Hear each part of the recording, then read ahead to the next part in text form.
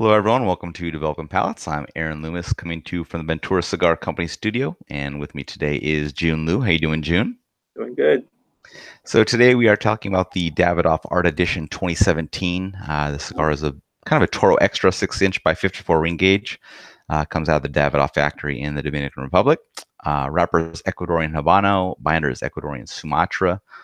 Filler is Brazilian Matafina, Visus, and Cubra Visus. Dominican San Vicente Mejerado Visus, Piloto Visus, and Hybrid Olor Piloto Seco. Price point is $39, and the cigar was released in June of 2017. So with all that out of the way, Jiunn, what was your smoking experience like?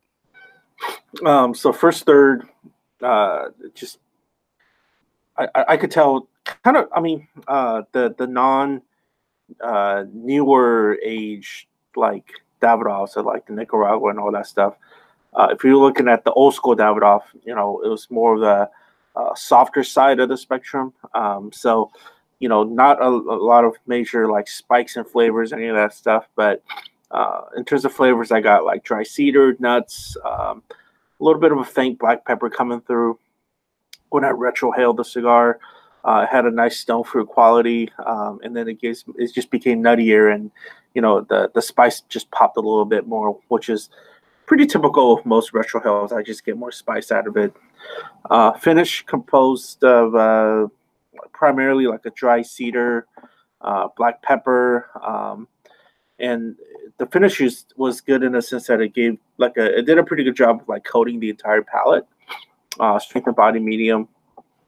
And then moving on to the second third, I thought the cigar became a bit more mineral based. And then that made like that nuttiness take a step back. So basically at this point, it was like a mix of mineral, cedar, a little bit of like a sweetness, like a natural sweetness that you perhaps get like in some dry nuts. And then it gets some like yeastiness from bread. And that same like subdued black pepper spice coming through.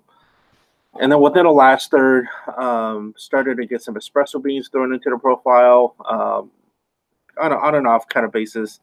Other than that, it's still kind of the same notes as the second third. I mean, minerals, cedar, faint sweetness from bread, a very like subdued, like a very like tapered black pepper spice delivery, and strength and body still being medium. Now, in terms of construction, I thought it was perfect. I rated both the burn and draw to be amazing.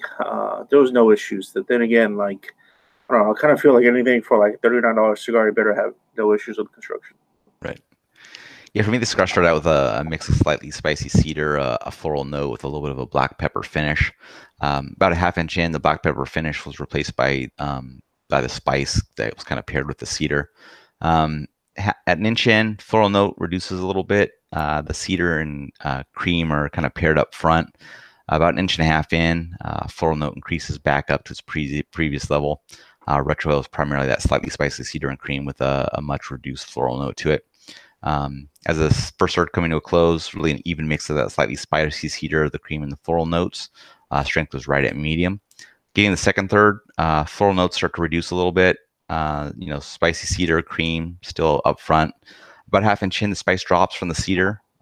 Cream still kind of at an equal level. Floral notes really faint. About an inch in, the cedar transitions to oak, gains a little bit of a char to it. Cream and some mustiness are very faint. Floral note drops out of the profile completely, and the retrohale carries that charred oak and a slight mustiness to it. And the strength in that second third remained at medium. Getting the final third, floral note returns to the background, a little bit of mustiness still there while the oak's up front. About a half inch in, mustiness increases to become even with the oak. Floral note still really faint in the background. About an inch in, the cigar starts to heat up, brings a little mintiness to the profile.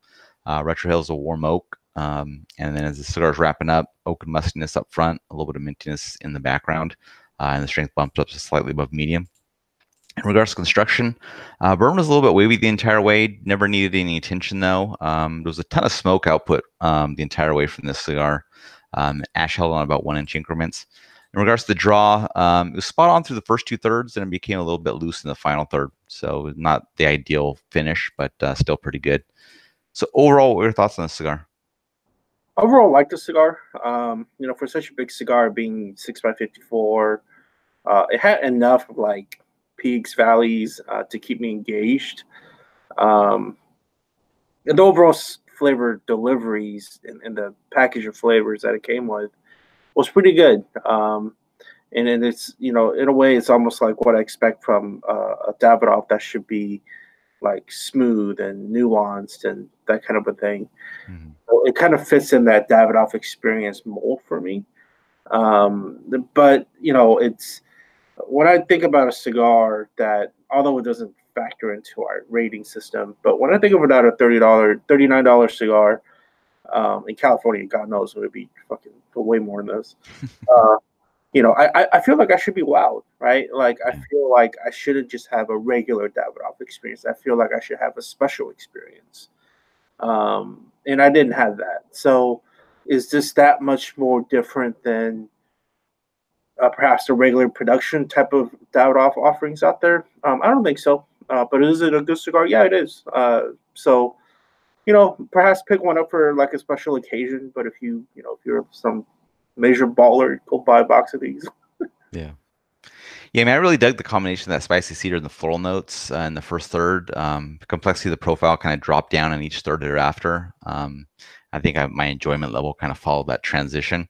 Construction is really good. Strength, you know, right around medium the entire way.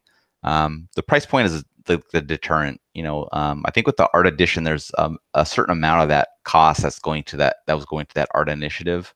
So I think it was an increased cost over just what the actual cost of the cigar was. I just can't see myself going back to it though, often just based on the price. So, you know, it's something to check out if you want to spend the money just to see what it's about. I think you'll still have an enjoyable experience. So, you know, I enjoy the cigar. I just couldn't enjoy it ongoing at that cost point, I guess is the way I would see it. So getting the scores, Jiunn, you gave it a 7.17. I gave it a 6.57. How do you think that matched up with your experience? I mean, in this scenario, I rated overall the tasting profile to be good, and construction was perfect, so I rated both, you know, 100% on that. Mhm. So, you know, given that it should hover around that low sevens, yeah. Yeah, my score matches up well. I mean, I scored the flavor good. Final third was average, just dropped off a little bit. Construction wasn't perfect for me, so it was just one level down. So that's kind of where we get the difference in our scores. But otherwise, I thought it was still a good and flavorful cigar. Any other final thoughts from you on this one? I totally forgot about how there's a whole like art initiative behind this cigar. Uh, Yeah. but you know, now it makes me wonder, well, what percentage of it is actually going to the art initiative? Yeah, and the thing is, they're actually ending the sponsorship of that at the end of 2018, so it will be no more. No. But great cause. It just was not that special. Yep. All right. Well, if you're just catching this video on YouTube, be sure to subscribe to us, but also check out the full written review on the website, developingpalates.com. Be sure to follow us on all the social media channels, Facebook, Instagram, Twitter, and Google+. And you can catch all of our review recaps on podcasts, so iTunes, Google Play, and Podbean. Thank you for tuning in, and we will catch you on the next one.